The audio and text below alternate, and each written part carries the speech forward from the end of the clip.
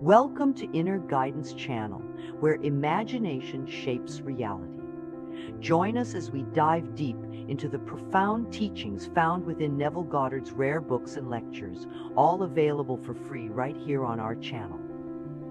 Today we proudly present his remarkable lecture, Your Supreme Dominion in His Own Voice, with enhanced audio quality through AI technology. As you have been told, this morning's subject is your supreme dominion. As a man does not possess it, or he does not know that he possesses it, for he certainly is not exercising it. As we read in the very first chapter of the book of Genesis, and God made man in his own image. In the image of God made he him. He made them male and female, and God blessed them. And God said unto them, Be fruitful and multiply and replenish the earth, and subdue it, and have dominion over all the fish of the sea and all the fowls of the air, and every moving thing that moves upon the earth. And God saw all that he had done, all that he had done, all that he had made, and they were very good. Now you and I reading the Bible, not knowing it to be a psychological truth, and seeing it as historical fact, we cannot understand the word.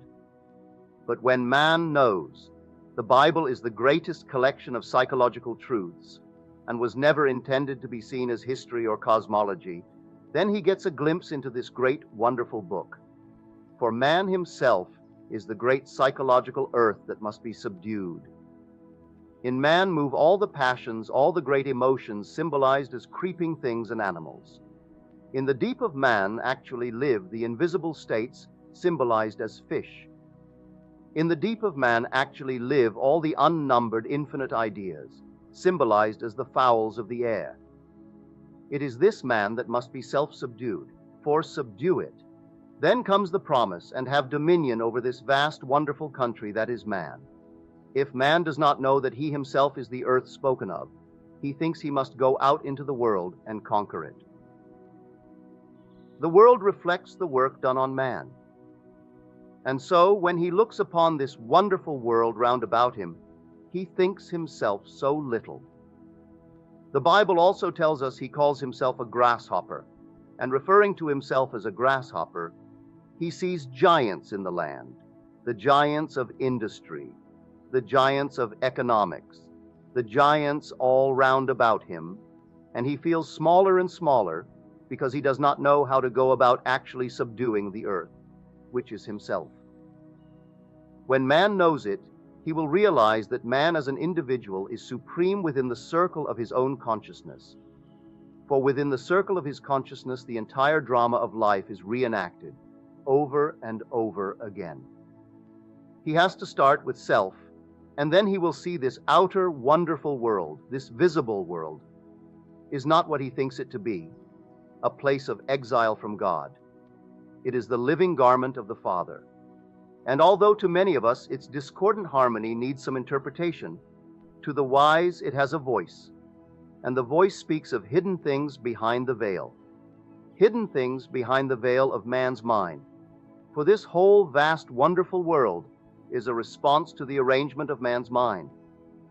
For when he knows it, he will look within for the hidden causes, look into the deep to see the fish and how they swim and how they are related. For this arrangement of the deep is going to project itself as circumstances and conditions of life. And so today, if you haven't started, today is the time to start to really put into practice this teaching and make of this violence a garden of God. It is called Eden, and man was placed within it to keep it and to care it.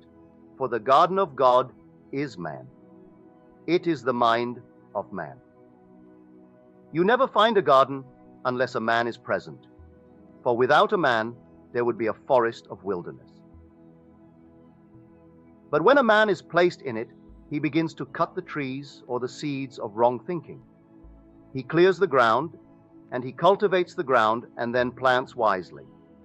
Then you will have dominion, for you will select the seed you will plant, the ideas you will entertain, and you will cultivate them. Knowing the outer world constantly bears witness of the inner arrangement of mind, you will only select the things you want to project into the living garment of your Father.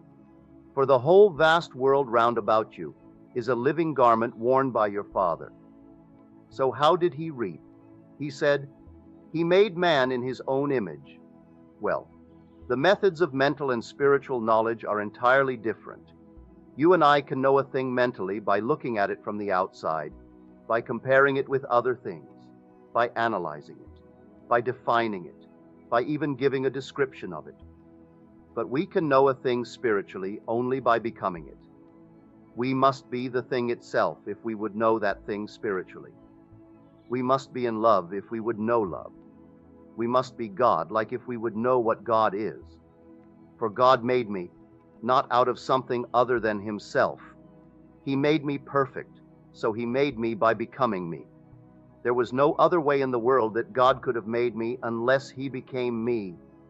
So God became man, that he may know man in the only way that he could know anything, for he knows all things spiritually, and he calls them very good.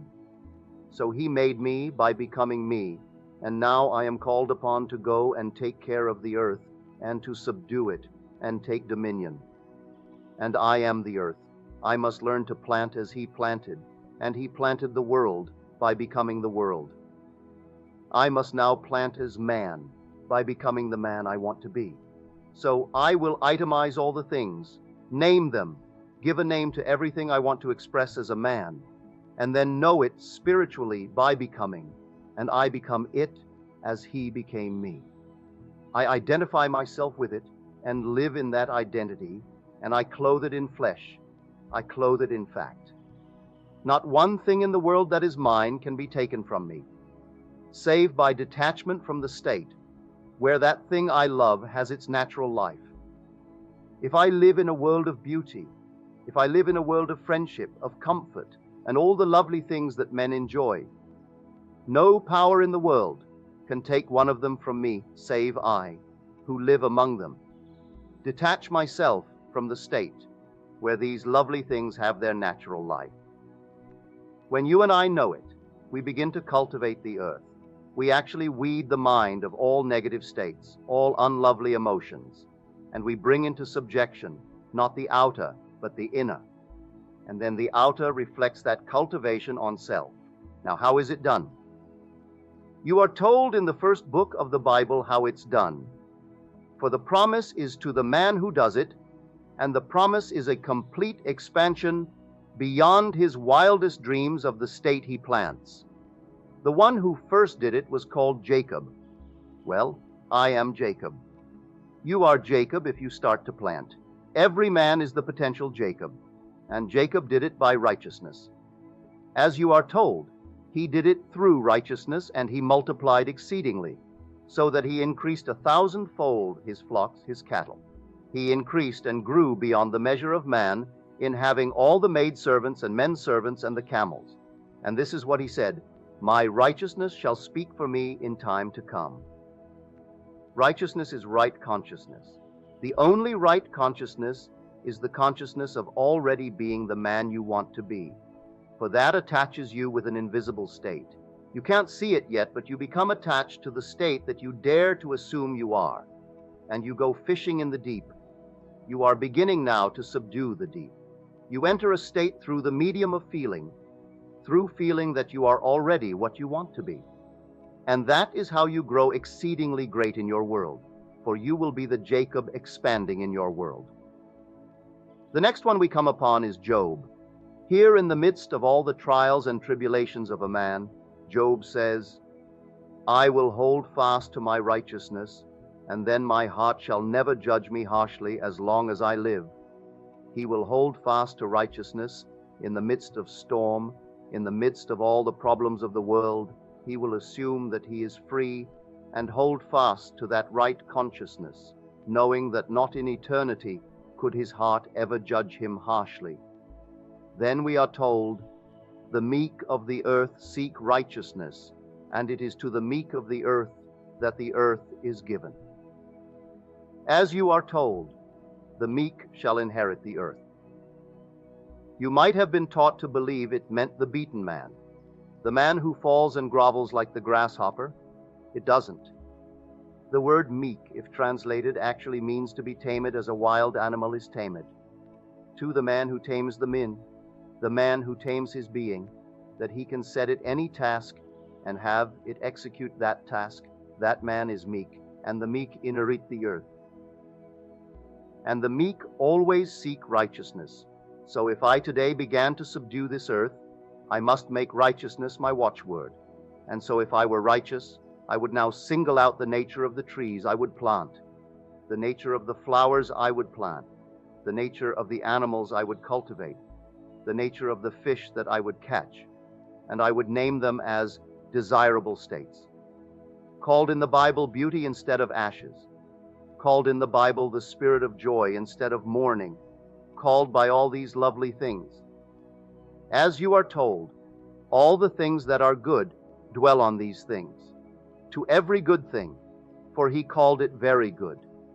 Everything that I would call the good, which is a righteous judgment, will be the right judgment, in spite of the evidence of my senses that would deny it, in spite of reason that would tell me that it was impossible of realization, having discovered that I am the one planting my garden, that this is the only garden to cultivate, that this is the only earth to subdue, I would start now and boldly assume the good, first for myself, always start with Jerusalem, then go into the world and preach the goodness by knowing the goodness.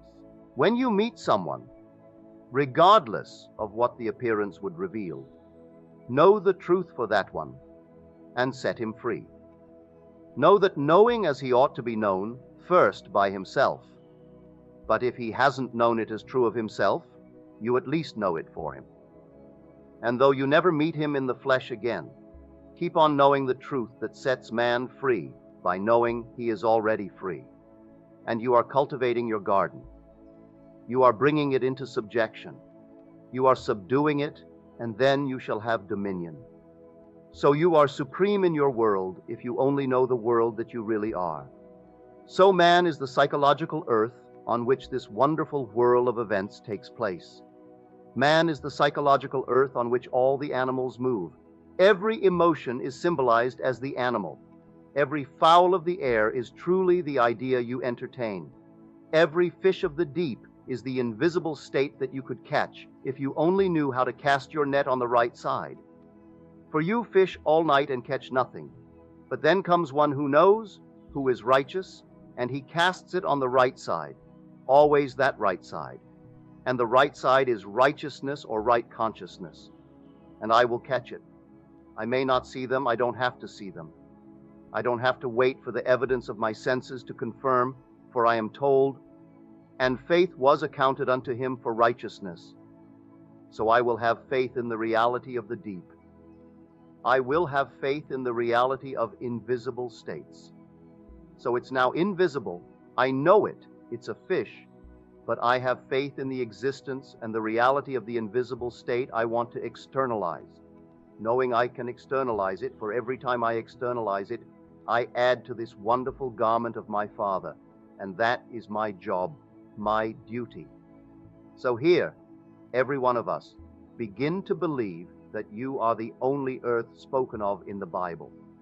You are the one chosen to live in the center of the garden, but make it a garden, for the words are, keep it, and plant it well. You have dominion over every idea in your mind. You say you haven't. Well, some may be to you disturbing, but you do have the choice of rejecting it or accepting it. If you accept it, you identify with it, and the state with which you are identified must, by the very law of your being, objectify itself within your world, that you may see by it how you plant that garden. Now, don't wait 1 second beyond the time that you observe weeds instead of flowers. Start right at the moment of observation and start to replant the garden. Start really to subdue it. Become the meek, and the meek is the bold. The meek is the bold of heart who does not ask assistance. He walks knowing he can do it. He can fish. He can actually bring into subjection every bird of the air, every idea of the mind. He will begin to know these things spiritually. He will know them in the only way that you and I should know anything, by becoming it, not to have a world of information concerning objective things, and knowing these things only mentally. I must learn to know things spiritually. I must learn to know what love is spiritually by being in love. I must learn to know what security is spiritually becoming conscious of already being secure. I must learn to know what health is by becoming conscious of already being healthy, and sustain these states in the name of righteousness, knowing that my righteousness shall answer for me in time to come. Make me no promise, for when the father-in-law said to Jacob, "What promise should I make you?" Just tell me that the offspring born in a certain manner shall be mine, and no other promise, and no wages and no salary. All the spotted ones are mine. There isn't a spotted one among the parents, but every offspring that is spotted, though the parents are not, that is mine. That's my wage, and my righteousness shall know it for me in time to come. And he begins to assume that his world is peopled with the spotted calves, and everyone born that was healthy was born spotted. And he increased beyond the wildest dream of a man. Well, become that man and start from the simple beginning as he started. There wasn't one thing in the world to encourage him that one calf could ever be born from parents that were not spotted and be a spotted calf. Yet he knew, and he assumed, that they had given birth to such things in numbers. They would come, and they came 1,000-fold. So in your case, maybe it's business. Maybe the doctors have given you a final verdict, and it's fatal. Well, I say in spite of this, and the doctor in his own way is doing his best, he would not have said it to hurt you or to frighten you. He firmly believed it, but you have another law, and your law is that you can assume, in spite of that verdict, that you are well. And then, though tomorrow and the next day the tree doesn't appear, know that in time your righteousness shall speak for you. And like Job in the midst of all the storms, when he should have gone to the grave, he held fast to the consciousness of already being what he wanted to be, that his heart may not in time speak harshly against him. Well, it didn't. You know the story. And so, all through we are told, break off the sins, break off missing marks by righteousness. Blessed are they that hunger and thirst after righteousness, for they shall be filled. Now you are told, seek first the kingdom of God and his righteousness, and all things shall be added unto you. Well, the kingdom of God is within you. You have been told that a number of times. The Bible affirms it over and over. The kingdom of God and the kingdom of heaven are within you. They aren't without. You see them seemingly without. That is the response to the withinness where they are. Now, seek it and his righteousness. So assume within the mood, that would be yours, were you already the man that you want to be. Sustain that mood, occupy it as often as you can, and see how that righteousness shall draw things unto itself. And the things it draws are always in harmony with its nature. It never draws anything foreign to itself. If I assume that I am the man I want to be, I cannot then encounter events that are in conflict with my assumption, for my world mirrors the being I am. So, here, today when you return, read the whole chapter. It's beautiful. But I started with the 27th verse. And God made man in his own image. In the image of God made he him. Male and female made he them. Then comes what is to be done. Then comes the promise if you do it. Then comes the judgment. It is good and very good. So you start knowing that you are the earth on which you now start to labor. If you do it, you shall be fruitful, and you will multiply, and you actually replenish this world. Though it seemingly is barren, you replenish it if you subdue it. And the earth is self to be subdued, not by beating self as some people have misunderstood, not by isolating the self in some little secluded spot, not by running away from life, but in the midst of life is the opportunity to become meek, to take the violence that is man, it is individual man, and then bring it into the state of the meek, to transcend the violence by not fighting against conditions. Know that conditions can only reflect what is within the one who observes that condition. So don't rage against it. Leave it just as it is. If conditions remain the same, that is a sure sign that you have not been faithful to righteousness. Had you been faithful to the consciousness of already being the man you want to be, conditions would have to change in harmony with that righteousness. So don't rage against it. Leave it as it is, and start today to take this wonderful earth, which is the footstool of the Lord, which really is the mind of man, and start really to work upon it. Then you will not turn from left to right. You will keep the narrow path. You will go out knowing you can do it. I know from experience it will not take long to see shoots appear. It will not take long to see the flowers appear. They will all appear, if you will take yourself in hand and by an uncritical observation of self-watch the being you are.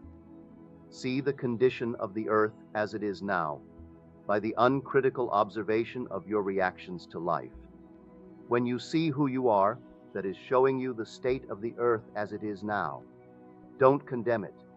Just start to subdue it, and know that you do have dominion over all the fish of the sea, the fowls of the air, and all the animals that move upon the earth. Knowing them to be the moods of thought, the desires, the passions that move in you, start to entertain only the good and the very good.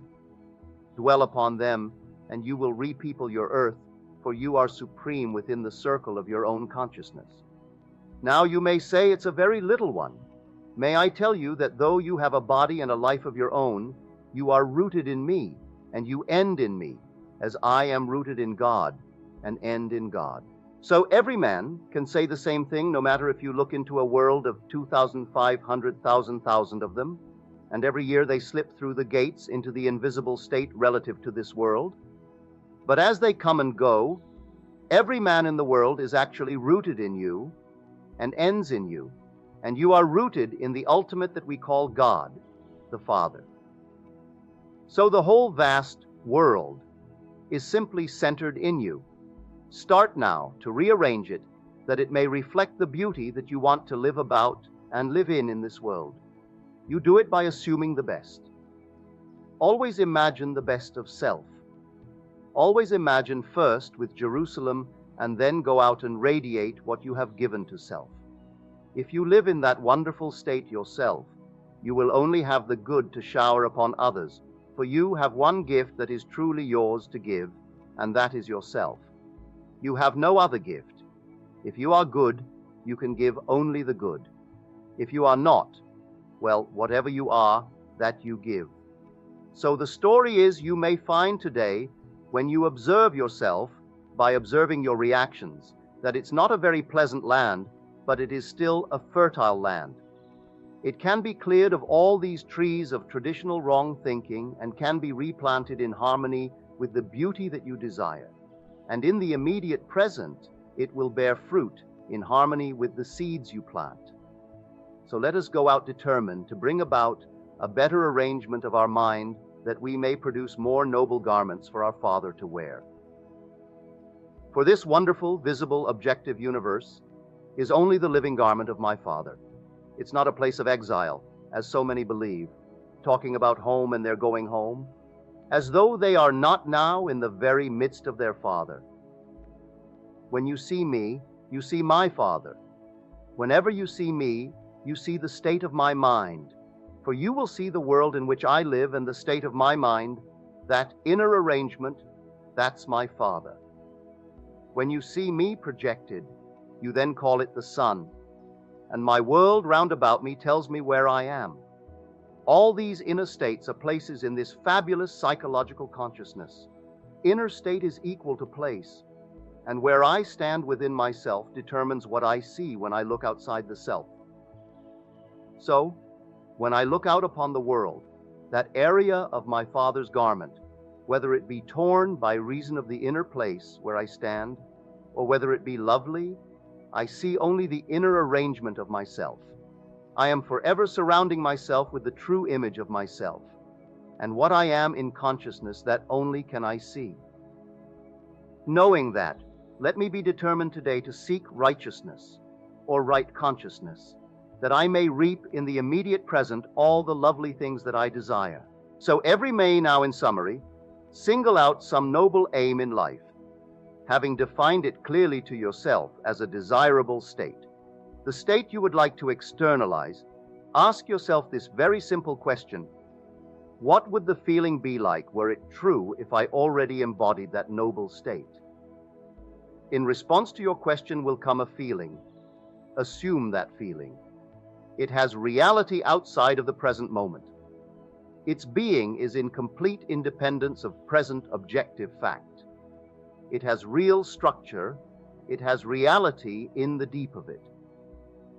It came in response to your call when you said, "What would the feeling be like were it true?" And you named what you were thinking of. If it was security, if it was health, if it was any state, that fish came from the deep. It's located, and you took the I and placed it in that feeling. You were actually standing upon it, though it is invisible. Now remain on it. If you remain in that state, you are told in the Bible 3 days, you will be spewed out on dry land. 3 doesn't mean 3 days. 3 means fullness. 3 means complete. So if I will live within that fish for 3 days, until the whole thing seems natural and seems real, and it has the sensory vividness of reality, I will then be spewed out as something objective, and something that is commonly called in the Bible land, or dry land. But it does have reality, as you feel it. Only people get away from it because it doesn't have immediate objective fact to confirm it. But you ride it for your 3 days, and you will know what it was to enter that fish and remain in it until fullness was attained, until reality was attained within. In that state you were righteous, and your righteousness will speak for you in time to come. It will not fail you. It cannot fail you.